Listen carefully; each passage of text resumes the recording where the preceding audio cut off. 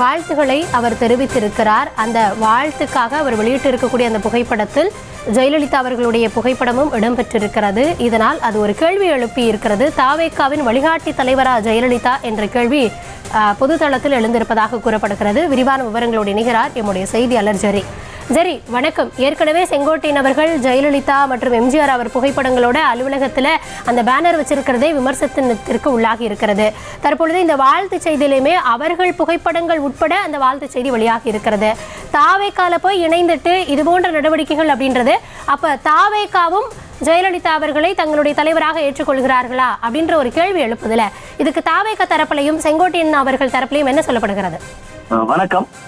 தமிழக வெற்றி கழகத்தின் தலைமை ஒருங்கிணைப்பாளர் கொங்கு மண்டல அமைப்பு செயலாளரான KS செங்கோட்டையன் கார்த்திகை தீப திருநாளுக்கு வாழ்த்து மடலை ஒன்றை வெளியிட்டிருக்கிறார். அதில் தீமையில் இருள் நீங்கி உங்கள் வாழ்வில் நன்மையின் ஒளி வீசட்டும், அனைவருக்கும் இனிய கார்த்திகை தீப திருநாள் என்று இந்த வாழ்த்து மடலை வெளியிட்டிருக்கிறார். தற்பொழுது இது பலரது கவனத்தையும் ஈர்த்திருக்கிறது. காரணம், இதில் முன்னாள் முதலமைச்சர் ஜெயலலிதா அவர்களுடைய புகைப்படம் இடம்பெற்றதுதான் காரணம். முன்னதாகவே அவர் பொறுப்பேற்ற அன்னைக்கு செய்தியாளர்களை சந்திக்கும் பொழுது கூட அவர் சட்டை பையில் இருந்த ஜெயலலிதா அவருடைய புகைப்படத்தை பார்த்து தாவேகாவில் இணைந்த பிறகும் ஜெயலலிதா அவருடைய புகைப்படத்தை பயன்படுத்துவது ஏன் என்று கேள்வி எழுப்பது கூட அவர் அறிஞர் அண்ணா, புரட்சி தலைவர் எம்ஜிஆர் படங்கள் விஜயின் வாகனத்தில் அலங்கரித்து வருகிறது.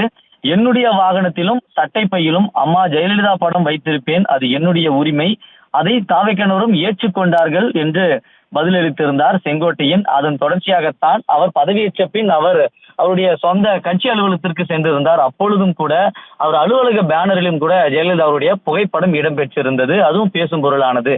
காரணம், இவர் பதவியேற்ற அன்றைய தினமே மாலை எம்ஜிஆர் சமாதிக்கும் முன்னாள் முதல்வர் ஜெயலலிதா அவருடைய சமாதிக்கும் சென்று இருந்தார். அப்பொழுதும் பெரும் சர்ச்சைகள் ஏற்பட்டது, பேசும் பொருளானது. அப்பொழுது கூட அவர் தாவேகாவில் அதிமுகவில் இருந்து வந்ததால் அவர் ஜெயலலிதா அவர்களுடைய சமாதிக்கும் எம்ஜிஆர் அவருடைய சமாதிக்கும் சென்றார். நீங்களும் முக்கிய நிர்வாகிகளும் உடன் சென்று இருந்தீர்கள். இதுவே திமுகவில் இருந்து தாவேகாவில் இணைந்திருந்தார் முன்னாள் முதல்வர் கலைஞர் கருணாநிதி அவர்களுடைய நினைவிடத்திற்கு செல்வீர்களா, அவருடைய புகைப்படத்தை பயன்படுத்துவீர்களா என்று விவாதங்களிலும் சமூக ஊடகங்களிலுமே தமிழக வெற்றி கழக நிர்வாகிகளை பார்த்து வினா எழுப்பிய வண்ணமே வந்திருந்தனர்.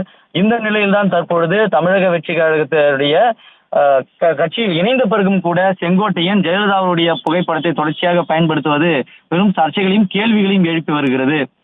கோபிச்செட்டிப்பாளையத்தில் உள்ள செங்கோட்டையுடைய அலுவலகத்திலும் இந்த படம் பயன்படுத்தப்பட்டது. செங்கோட்டையன் பயன்படுத்தி வரும் இந்த சூழலில் தான் தமிழக வெற்றி கழகத்தை நோக்கி பல்வேறு கேள்விகள் எழுப்பப்பட்டு வருகிறது.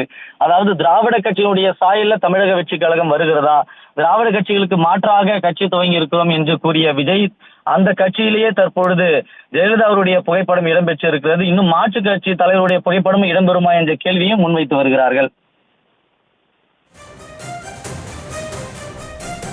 விவரங்களுக்கு நன்றி ஜெரி.